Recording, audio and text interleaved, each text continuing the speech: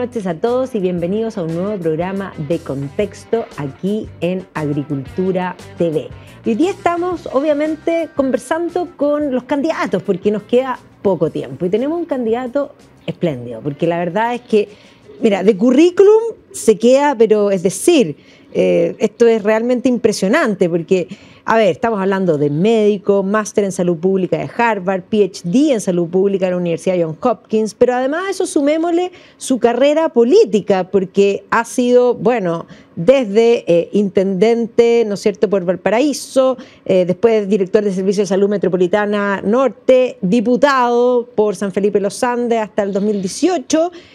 Hoy día está de profesor también, ¿no es cierto?, en la Universidad Finisterra. ¿Cómo estás, Marco Antonio Núñez? Muy bien, Magdalena, feliz de esta invitación, de poder conversar de la elección de consejeros constitucionales, de la realidad de Chile y poder hacer un aporte al debate público, a la política, a la solución de los problemas que tenemos hoy como país, como sociedad. No, sí, bueno, y tú estás, bueno, militante PPD, que además ahí ya partimos con un tema porque tuvieron que hacer una otra lista porque no se llegó a un acuerdo. Ahí hay un problema real, latente, más que latente, es absolutamente real, de visiones muy distintas dentro de lo que podríamos decir la coalición de gobierno. Y qué bueno que hay dos listas en el oficialismo, porque refleja muy bien algo yo creo que nunca había pasado de esta manera en los gobiernos en Chile.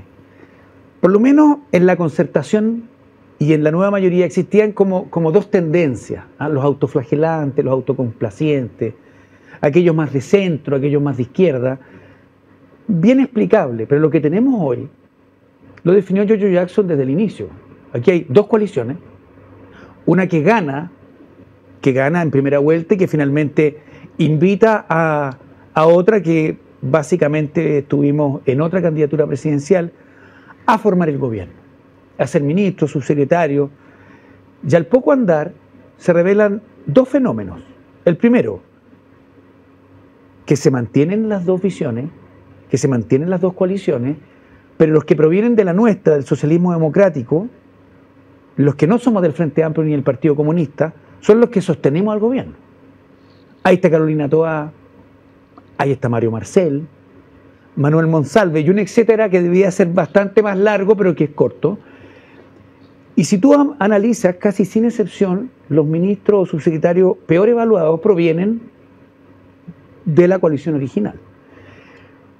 Está bien, eso no lo pudiese resolver, el presidente es el que toma la decisión final. Sin duda. Pero tenemos otro problema, que normalmente en todos los temas relevantes, seguridad, previsión, y SAPRES venía leyendo en la mañana, salud. Sí, es un temazo.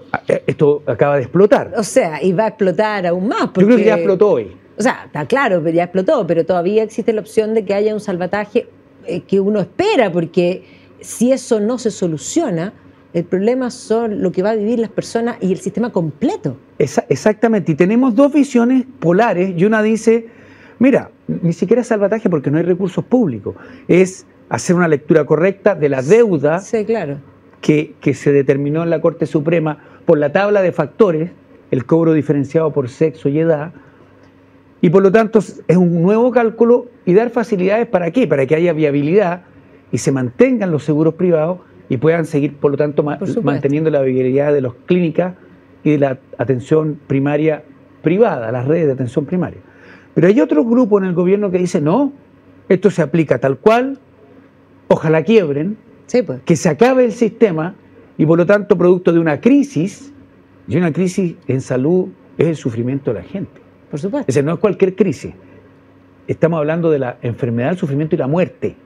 Bueno, que haya una crisis porque después de eso viene un sistema estatal único y eso es lo que está en debate hoy. Sí, claro. Y yo espero que el presidente pronto tome una decisión porque la Corte corre el tiempo. No, dio un plazo, 1 de junio. No, por eso, quedan, sí, o sea, no queda nada y está la opción de esa prórroga. De hecho, la propia vocera de la Corte Suprema dijo, bueno, que la vengan a pedir formalmente.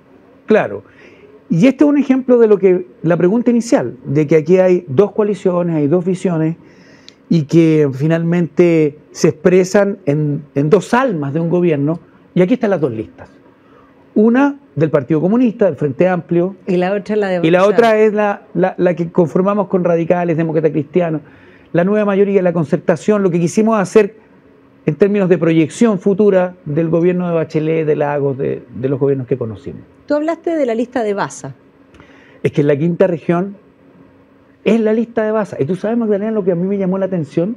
Yo quise diferenciar. En la quinta región de Valparaíso empezó todo esto. Sí. Char. Sí, claro. El único gobernador del Frente Amplio, el único senador del Frente Amplio. En Viña del Mar, en Villa Alemana, en Quilpué, alcaldes que provienen de esa organización política. No existe una región de esas características. Lo que yo quise decir es lo siguiente. Aquí hay una lista, Unidad para Chile se llama, que es la heredera del legado de Baza, que es de la Universidad de Valparaíso, que está allá. Entonces yo lo digo para ilustrar, para que queden claras las diferencias, para diferenciarse, cosa que es legítimo. Bueno, y se forma un escándalo como que si yo hubiera imputado un delito, y esconden a Baza. No escribió más, no apareció más, no respondió. Y esto, el rechazo ocurrió en septiembre del año pasado. No es que pasaron 20 años y yo estoy desenterrando. Y a mí me llama la atención porque ahora nadie se hace cargo. Porque a mí me llama la atención cuando se responsabiliza al dinosaurio azul, al pelao Bade, a la tía Pikachu. Que igual ayudaron. Ellos son el símbolo, claro, el símbolo de como del monito animado del misma pero detrás existieron, están, y lo describe muy bien Renato Garín, los articuladores, los que le dieron el sustrato ideológico jurídico, abogados, constitucionalistas, Atria. Sí, claro, sí, claro. Baza, Viera, Amaya Alves, el grupo ABA, que definió muy bien Renato Garín. Ellos fueron los que posibilitaron, siempre detrás de algo visible hay alguien que genera el soporte ideológico, que finalmente son los responsables, en este caso intelectuales y además materiales, del fracaso del proceso anterior. Por supuesto. Bueno, hoy día todos plantean que eso quedó en el pasado. Es muy divertido, pero cuando uno les habla del pasado, pareciera que uno habla del pasado lejano, pero que yo sin duda tengo una certeza de que las personas pueden, y siempre podemos, todos, cambiar, pero vamos cambiando en el tiempo, en la medida que vamos madurando. O sea, como yo siempre planteo de que no hay joven que no sea inmensamente socialista y creyente, romántico, y que en la medida que pasa el tiempo se van temperando, más o menos, porque pueden ser un poco, pero se van temperando porque se va ganando sentido de realidad. Pero más allá de eso, que es una evolución normal, hoy día estamos hablando de que tú te enfrentas a gente que te dice que hace 7 meses en el fondo eso ya no vale, que ahora ellos piensan distinto. ¿Es eso posible? Yo creo que es viable, pero uno tiene que asumir que cambió de opinión y hacer la autocrítica de lo que pensaba o hizo anteriormente. Sí.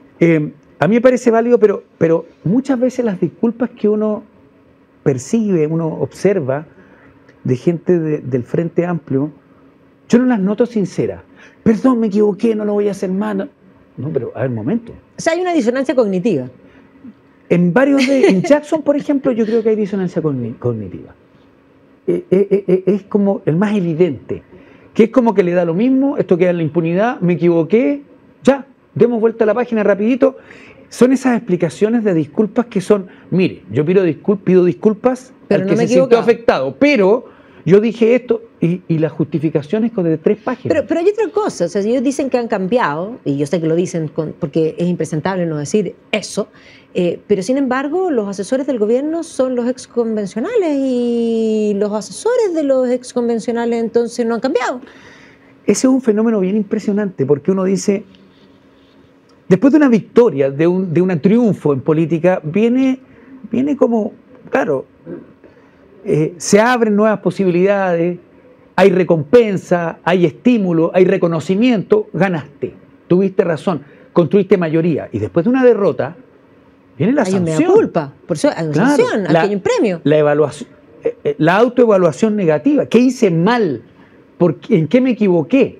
Bueno, acá, es que fueron al otro día, a las 48 horas, a mí el que más me llama la atención, que tiene un puesto clave, Él es el ex convencional Montero, que es el jefe de gabinete de la ministra del Interior. Y que fue el que coordinó la bancada socialista del Partido Socialista, que rompió con los socios de la Concertación, la ADC, el PPD, los radicales, hizo alianza con el Frente Amplio para, teóricamente, conducir la convención. Les duró días, porque no condujeron nada.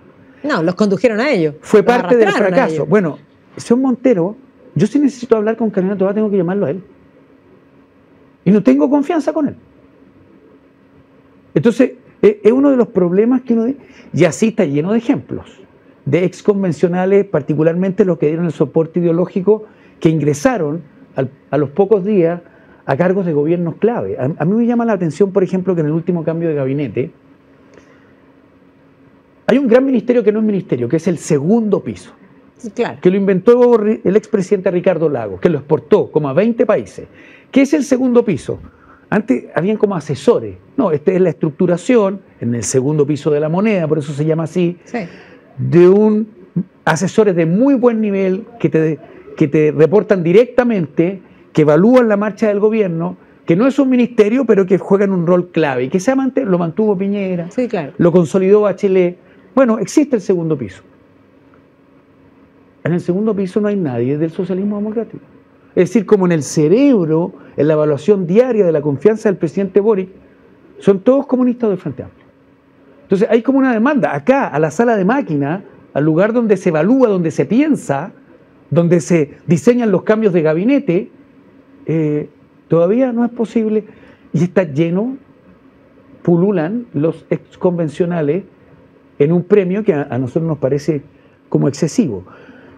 Pero hay esperanza porque esta elección va a tener consecuencias.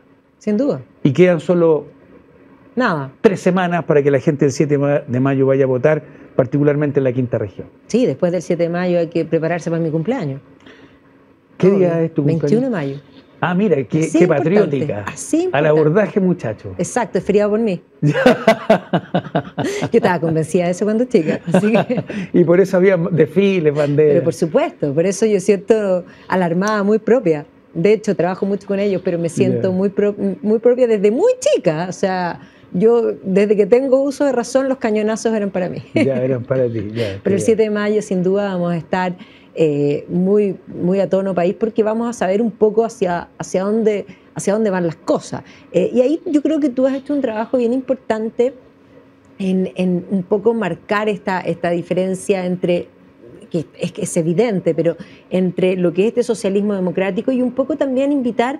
Yo sé que los socialistas están en la otra lista, pero sin embargo depende cómo se constituyan. Los socialistas van a ser claves para tener que trabajar nuevamente en ese consenso país que había durado tanto tiempo y que había sido tan exitoso, independiente que el relato haya dicho que no eran los 30 pesos, eran los 30 años, pero ese es un relato ficticio y hoy día todos tienen conciencia de que eso fue simplemente un constructo y no real, porque hoy día nadie está mejor. O sea, octubre del 19 no trajo la felicidad ni instaló el paraíso terrenal sobre la tierra, sino que parece que instaló el infierno, porque todo lo que ellos fueron cosechando, sembrando, lo estamos cosechando hoy día, en inseguridad, en un montón de cosas que ellos mismos fueron estableciendo, los que hoy día son gobierno, y qué es lo que les permitió ser gobierno, porque yo estoy cierta de que de otra forma no habrían sido nunca.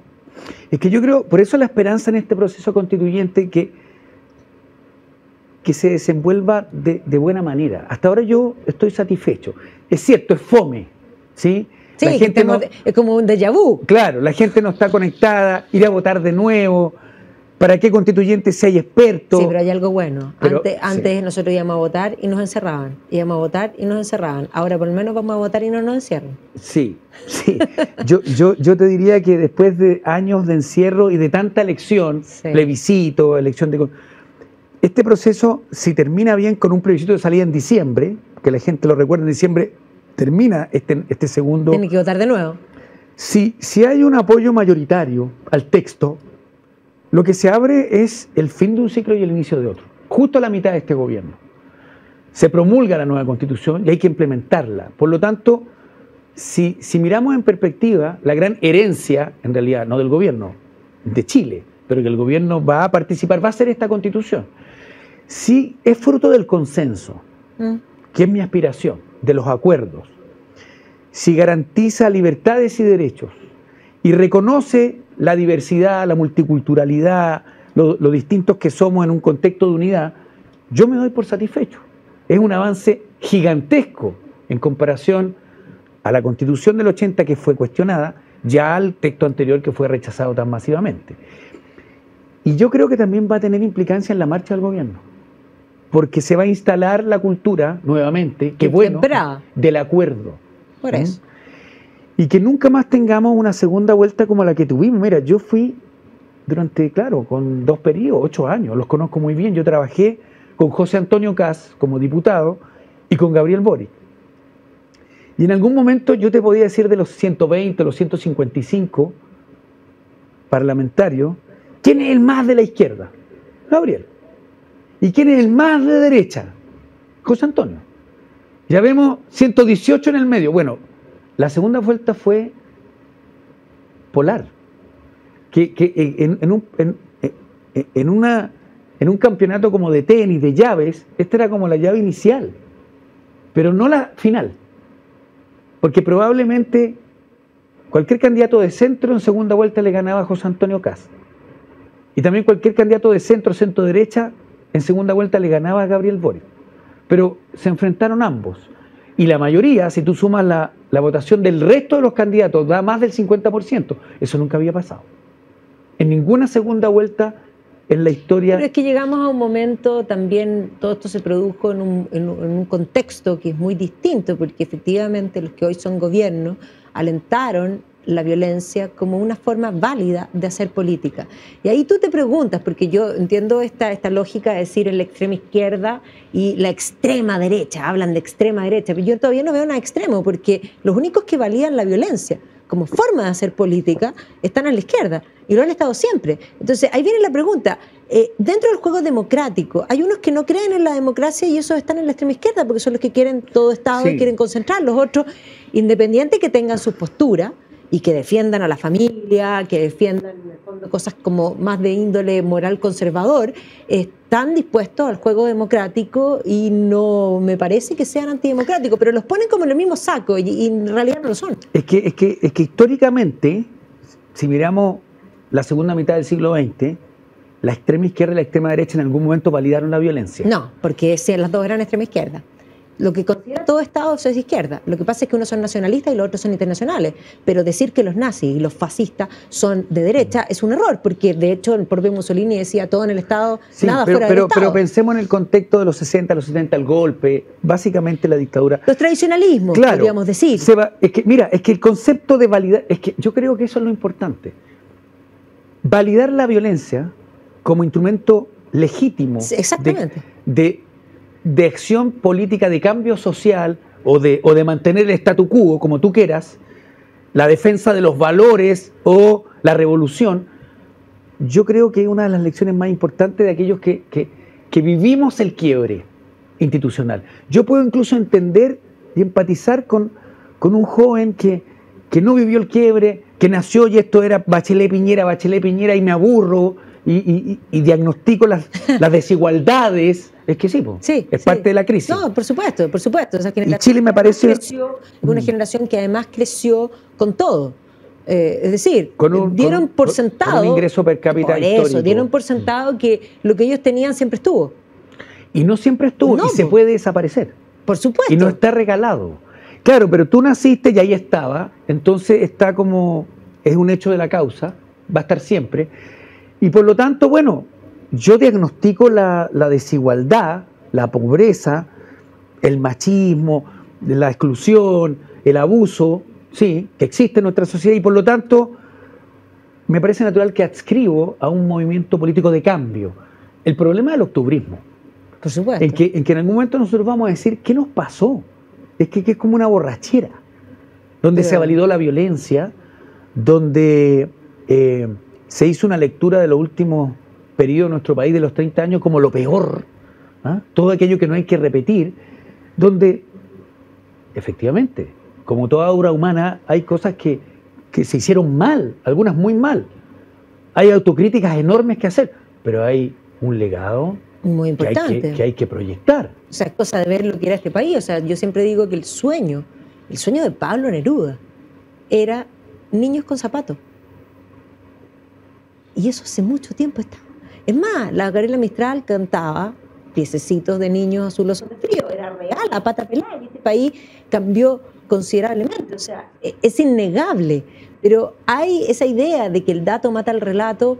No es tal, porque somos seres emocionales y el relato fue muy potente y un relato falso. Pero yo creo que la ciudadanía se dio cuenta de eso, porque si tú ves lo que ha pasado en seguridad, por ejemplo, y en el contexto en relación a Carabineros, que efectivamente Carabineros fue vilipendiado y políticamente hubo un intento deliberado, incluso en el proyecto constitucional, de eliminarlo. O sea, si tú miras el texto, no lo mencionaba, excepto en una vez, que era para hacer una acusación. Entonces, hoy día eso cambió. Y yo creo que uno de los problemas es el siguiente, el sector político que cuestionó duramente a Carabineros, sí, a veces con razón en el contexto de la represión a partir de octubre del 2019. Pasan los años, tiene la responsabilidad de conducir el Estado, cuya primer objetivo y necesidad es la mantención del orden público, sin eso no hay nada. Exacto. Y por lo tanto el cuestionamiento de Carabineros como que se mantiene, y en este caso en la lucha contra la delincuencia. Para mí el video del insurrecto es para graficar. Si yo tuviera que hacer una clase de la crisis de la seguridad pública, a mis alumnos le pondría el video del insurrecto, porque en resumen, ¿qué es? Es un delincuente común que se viste con una polera de un equipo, por lo tanto se disfraza de barra brava, pone a su lado a dirigentes políticos de partidos de izquierda y asume un lenguaje como de revolucionario, como que si fuera un actor político, con contenido político. Entonces, claro, si yo hago esto, me disfrazo de luchador social y que asume la violencia, pero soy un delincuente común, me van a indultar. Y me indultaron. Entonces, me resultó. ¿Cuál es la señal a partir de eso? Este es el camino. Asume un lenguaje político de ultraizquierda, ponte una camiseta de fútbol, ahora cambia el equipo, hazte amigo de dirigentes políticos locales y te van a sacar de la cárcel de alta seguridad después de una condena y te van a indultar. Yo creo que ese es el legado de haberse equivocado con los indultos. Y es una de las cosas que nos diferencia. Pero se han equivocado con los indultos, pero nadie ha pedido perdón. Y nadie ha cambiado el parecer, porque ellos en el fondo reconocen cosas. Eso que tú planteabas, de que reconocen los errores, pero por 5 minutos y como por encima, pero en realidad no están arrepentidos, porque cuando uno se arrepiente, uno intenta enmendar. Y nosotros no hemos visto en ningún momento una real acción, no intención, acción de intentar enmendar. Porque efectivamente cuando aparece la vocera diciendo, bueno, si hubiese tenido todos los antecedentes habría hecho otra cosa, y después aparece diciendo, no, sí tenía todos los antecedentes. O sea, tenía todos los antecedentes, hizo lo que hizo, y a pesar de que la ciudadanía completa está en contra, no deshace. Yo creo que el presidente, él, en el contexto del poder presidencial, las atribuciones que le otorga la Constitución, la historia política que tenemos nosotros ligada a un presidente que toma decisiones.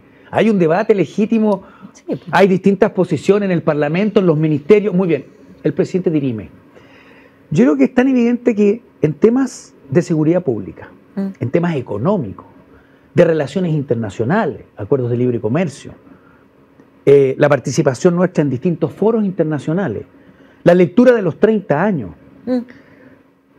lo que hay que hacer en educación, en salud, este tema que aparece hoy respecto de los seguros privados, el presidente va a tener que tomar una decisión.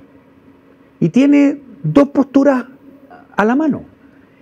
Y claro, él intenta, y yo lo entiendo, intenta combinar, congeniar, pero llega un momento que es imposible. Y tiene costos, porque si tú optas por tu origen y tu coalición del Frente Amplio, el Partido Comunista, va a tener costos de aislamiento, reducción de respaldo popular, democrático en las encuestas, y evidentemente que si tú optas por una posición de centro izquierda, razonable, que va, creo yo, a consolidar una mejor situación económica y va a hacer que este gobierno termine bien, va a hacer enojar a aquellos que creen en el programa original. Por supuesto. Lo van a vivir como una traición. Bueno, ese riesgo hay que tomarlo. Y yo creo que el transcurso que viene desde las elecciones, 7 de mayo, en la noche. O sea, tú dices, dependiendo de cómo se establezca el Consejo. Es que yo creo que el Consejo, nadie va a tener 3/5. Nadie va a decir, yo me llevo la pelota para la casa y la redacto solo porque no necesito al del frente. El sistema está diseñado, a menos que haya una sorpresa, ya no lo descarto, pero lo veo poco probable. Está diseñado para que 3/5, el 60% se requiera conversar con el del frente y por lo tanto consensuar, construir un acuerdo. Si eso va bien entre junio y diciembre, va a generar un efecto de ejemplo. Hagamos así las cosas. Por lo tanto, vamos a conversar al Parlamento con voluntad de acuerdos. Pero ahí te queda muy claro, de que tú bien dices, no, nadie va a tener los 3/5, pero si la exconcertación, llamémoslo así, más el mundo de la centro-derecha, son capaces de ponerse de acuerdo, porque yo diría que ahí está el rango de posibilidades de acuerdo, porque ya vimos lo que pasó cuando estuvo de alguna manera comandado desde el Partido Comunista y el Frente Amplio, que ellos decidieron excluir al resto, y por lo tanto el resto podía plantear, pero nunca consideraron ningún punto. Es un poco como cuando discutieron incluso hoy día a nivel con la reforma tributaria, también les pasó lo mismo, porque ellos dicen, bueno, hubo una amplia discusión y digamos, la oposición planteó sus puntos, los otros supuestamente escucharon, pero cuando tú llamas a escuchar, tú llamas a incorporar algo. Si tú no incorporas nada, quiere decir que en realidad cumpliste con que hablaran, pero no los escuchaste. Y perdieron. Pues. Entonces, ya a esta altura podríamos decir que si tenemos ese mundo concertacionista más centro-derecha trabajando juntos, se va a llegar a algo sensato. Tenemos la garantía de los 12 puntos de acuerdo previo que generan, a mí me carga la palabra borde, pero que construyen una base de ya de acuerdo común. Que impide la borrachera, digámoslo así. Claro. Existe el comité de expertos, que nosotros nos tomamos súper en serio. Mira, la presidenta del comité de expertos es una académica de larga trayectoria en la Universidad Adolfo Ibáñez, Verónica Undurraga, abogada constitucionalista. Nadie puede cuestionar que ella es una gran experta. Yo te pongo el ejemplo de Claudio Grossman. Claudio Grossman está en el comité de admisibilidad. Es como el VAR. El comité de expertos son como los árbitros. La admisibilidad es el VAR, el que está. Y tenemos que elegir a los jugadores. Pero hay una estructura que no solo son los constituyentes. Yo lo conocí, yo viví por razones académicas, de estudio en Estados Unidos, en Washington. Largo tiempo. Y yo conocí a Grossman en el año 89 en una visita, era presidente de la FECH, cuando era un joven profesor recién llegado a Washington desde el exilio en Holanda, se había especializado en Derecho Internacional, con su señora, ambos de Valparaíso, Irene Klinger, hizo una carrera brillante en América, llegó a ser decano, fue electo varias veces como el mejor decano de escuelas de Derecho en Estados Unidos, mejor que el de Harvard, que el de Yale, que el Stanford, ese es Claudio Grossman. Sí, y está colaborando. Ese es un orgullo, ese es un experto. Él debió ser uno de los candidatos a ser juez de La Haya. Sabemos lo importante que... Ahí fue el gobierno el que le quitó el piso. Yo lo conversé personalmente con Giorgio Jackson, por ejemplo. ¿Por qué no respaldamos a Claudio Grossman? Esto hace unos 8 o 10 meses atrás. Nosotros sabemos lo valioso que es un juez de La Haya. Si lo pasamos mal. A mí me tocó asistir a 2 alegatos junto al canciller Heraldo Muñoz en tiempos de Bachelet como diputado a defender la soberanía nacional. El rol que jugó Claudio Grossman fue clave y además exitoso. Ahí está el resultado. Sí, claro. Entonces, ¿y qué te dijo Giorgio Jackson? Que no tenía opción, que no era prioritario, que íbamos a optar por apoyar al argentino, al brasileño, que el mexicano. Bueno, si pierde, pero tú marcas una vocación de respaldar, y si gana, y si lo hubiéramos tenido instalado ahora como juez de La Haya, eso es garantía, sí, legítima, de que nuestros intereses están bastante más protegidos en un... Pero ahí viene la pregunta. A Giorgio Jackson y, digamos, equipo ¿Realmente les interesa el tema soberanía nacional? En rigor. Es que yo creo que les interesa, pero no les gustó la figura de Grossman porque no puede ser el éxito de los 30 años. Él era presidente de la Escuela de Derecho en el tiempo de la UP, sale al exilio y desarrolla una carrera internacional espectacular, ha colaborado con Chile, claro, tiene su edad. Claudio Grossman debe tener 70 y algo, y eso está muy bien, es pura experiencia acumulada. Además, bueno, yo tenía la idea de que cuando estaban en busca de los expertos, lo que más necesitábamos es, sí, por supuesto, currículum, pero muchas canas. Y una de las cosas que se ha cometido el error, ya que tú hablaste del segundo piso, esa institución de segundo piso, que ministerio no ministerio, se fue tornando, porque una de las cosas, aparte de que sean hoy día P6 Frente Amplio, mi gran pregunta es ¿cuántos años tienen? Porque en este país una de las cosas que se hizo es validar a la juventud per se. Y la juventud puede ser muy valiosa, pero no es per se. Hay que tener, de alguna manera, mostrar que se merece el cargo, porque puede haber lumbreras, y siempre las hay, pero lo normal es que haya, en el fondo, la templanza se vaya ganando en el tiempo. Y por lo tanto, cuando nosotros pensamos en equipo, porque ya todos hablan de paridad, mujeres y hombres, pero la paridad, digamos, el concepto etario también es tremendamente importante, y habían excluido, así como si fuesen desechables, así la gente como se te pasó el tiempo. Sí, Magdalena, yo entiendo que la contradicción sea, por ejemplo, de género y la demanda por igualdad de mujeres. Entiendo que haya una deuda acumulada de mucho tiempo con los pueblos originarios. Todo eso es completamente legítimo y yo lo comparto. Sigue siendo la contradicción fundamental el tema de clase, el tema de los que tienen más y los que tienen menos oportunidades, recursos. Eso es lo que te motiva, es lo más importante, hombres, mujeres. Pero en tema generacional, el tema de la edad, yo creo que en pocos momentos ha existido que se justifique un choque generacional. Yo lo entiendo en los 60, después de dos guerras mundiales, donde la economía mundial se destrozó 2 veces en los años entre el 14 y el 19 y entre el 39 y el 45, los boomers. Uno entiende que en los 60 explotara el mundo hippie y hubiera una revolución generacional contra los padres que vivieron dos guerras y yo no la viví. Sí. Pero hoy en Chile la frase, esta es una frase para mí inexplicable. Comillas, lo dice Giorgio Jackson. Hay una distancia ético-moral entre mi generación y todas las que me preceden.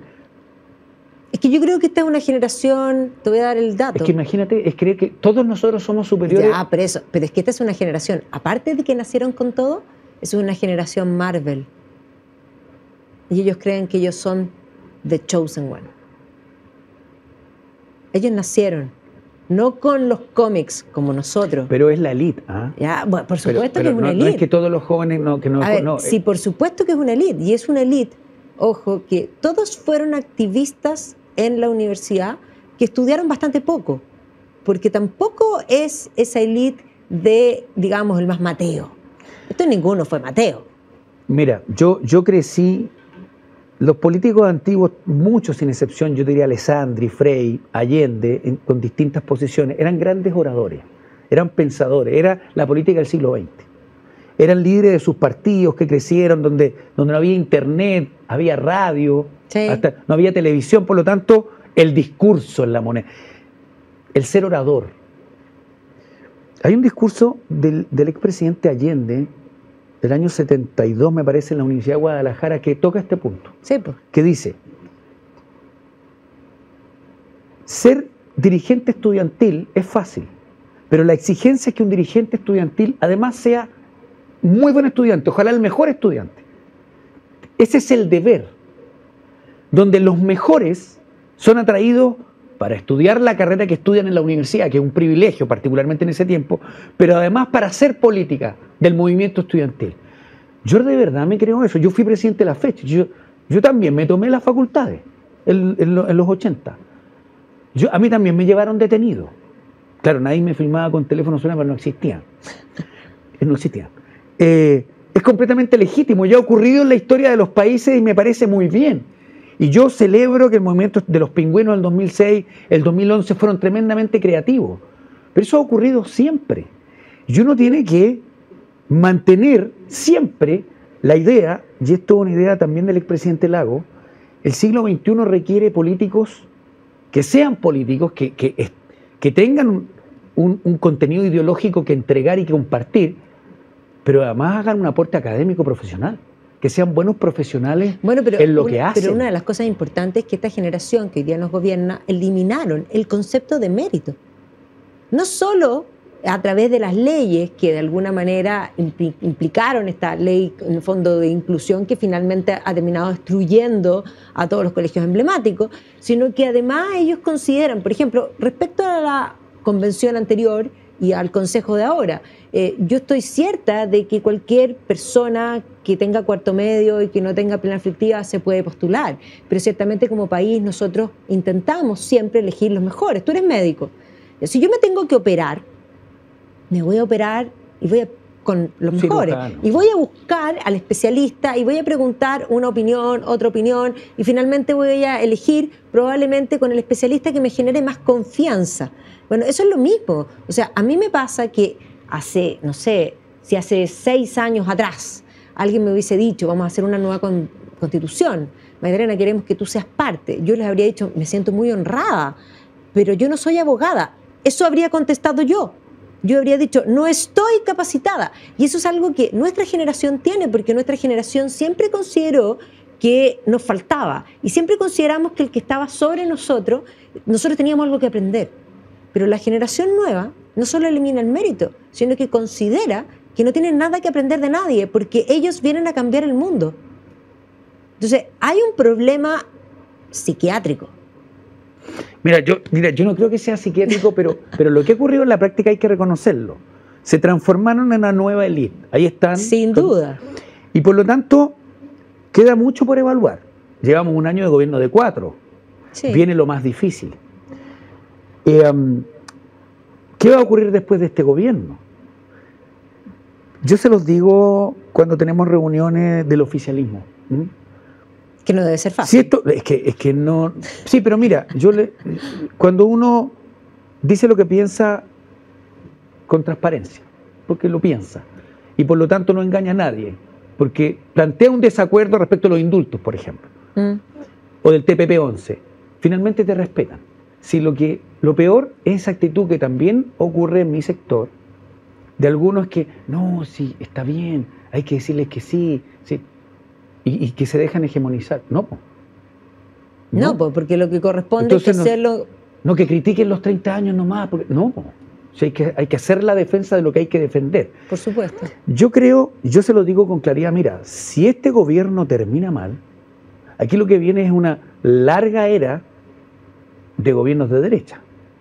Y ahora no es como antes donde sabíamos a lo que íbamos. Renovación Nacional, la UDI y Evópolis. Ahora puede ser Kast. Ahora puede venir una expresión que le pasa por arriba a todo el mundo, una alianza entre París y Carter. No sabemos a lo que vamos. No, pero yo creo que hay una cosa hay un piso bien importante, Marco, que tenéis que considerarlo. Yo creo que el acuerdo que se formó en el 62% es algo muy virtuoso, porque iba desde aquí hasta acá. E incluso pasaba, porque algunos cruzaron la frontera, porque evidentemente el texto no era sensato. Hoy día todos reconocen que probablemente se les pasó el tejo. ¿Por qué se les pasó el tejo? Porque si se hubiesen temperado un poco, la habían pasado. Se aprueba. Pero no lo hicieron. Se nubilaron, se emborracharon y salió esta cosa. Pero ese 62% que trabajó juntos y que trabajó codo a codo es una gran esperanza. Gran esperanza, que no importaría, mira lo que voy a decir, si el proyecto de ahora sale bien, ese 62% se consolida, no importaría si el que gobierna está aquí o acá. Es que lo que tú planteas es bien importante porque tiene que ver con el trabajo de los constituyentes, por eso es importante, señor, votar el 7 de mayo pensando en construir grandes acuerdos. El sistema electoral va a estar determinado por la Constitución. La organización de los partidos políticos, si hay primera o segunda vuelta. Por lo tanto, si nosotros diseñamos un sistema electoral que tienda a la construcción de grandes mayorías, que es lo que teníamos antes, by the way, tiene que existir un sistema que mantenga la representación, ese es uno de los problemas del binominal, pero que tienda a construcción de un parlamento, de un gobierno, de amplia mayoría, que sea estable, que pueda realizar su programa, bueno, yo creo que pasamos un estadio mucho mejor y miramos con mucho más optimismo el futuro de Chile. Yo aspiro a eso. Por eso lo clave de esta convención, por eso yo soy candidato. Bueno, cuéntanos tú vas de candidato por Valparaíso. Por la quinta región de Valparaíso. Yo pertenezco a la lista Todos por Chile, que es la primera lista a la izquierda del voto. Soy el número 2, Marco Antonio Núñez. Encabezo la lista y básicamente yo quiero hacer un llamado a los que nos escuchan a reflexionar de lo importante de que existe un centro, una centroizquierda representada en la convención. Aquí no hay partido de la gente. Aquí hay 4 listas. La de CAS, la de centro derecha, nosotros de centro izquierda y la lista de Unidad para Chile, Frente Amplio, Partido Comunista, Partido Socialista. Son 4 listas que representan el espectro político. Yo quiero hacer un llamado a aquellos que nos escuchan a que puedan optar por mí, se los pido muy humildemente. Yo creo que se requiere experiencia, compromiso y energía de mantener aquellas cosas que hay que mantener porque han demostrado su valor. Exacto. Y hacer los cambios necesarios, estructurales, institucionales que una constitución requiere. Yo estoy esperanzado de que voy a ser electo y mi compromiso es a que construyamos grandes acuerdos, a que nos escuchemos, que tengamos una conducta acorde a una convención constituyente, que además podamos consagrar libertades y derechos, que reconozcamos la diversidad y que sintamos orgullo, ojalá, por nuestra nueva constitución. Bueno, ese es el gran anhelo país, porque ojalá demos vuelta esa página, porque si no parece un loop, o sea, si esto no sale bien va a ser como... No, si esto no sale bien estamos en problema. Estamos en un problema muy serio, así que tiene que salir bien, por lo tanto el llamado a la cordura es el esencial para que prime, como dicen, el sentido común, que suele ser el menos común de todos los sentidos. A veces es el menos común. Te agradezco, Marco Antonio, por esta conversación y ojalá que te vaya muy bien el 7 de mayo, pues. Bueno, un saludo a los auditores de Contexto. Gracias, Magdalena. Un placer conversar contigo. Nos vamos a ver pronto en otros programas. Probablemente, ¿sí? Nos vamos a estar viendo ahí. Así que este esfuerzo constitucional traiga lo mejor para Chile y podamos volver a reencontrarnos, que es lo que la mayoría de la gente nos exige. Muchas gracias a todos ustedes por acompañarnos hoy y nos vemos la próxima semana aquí en Contexto.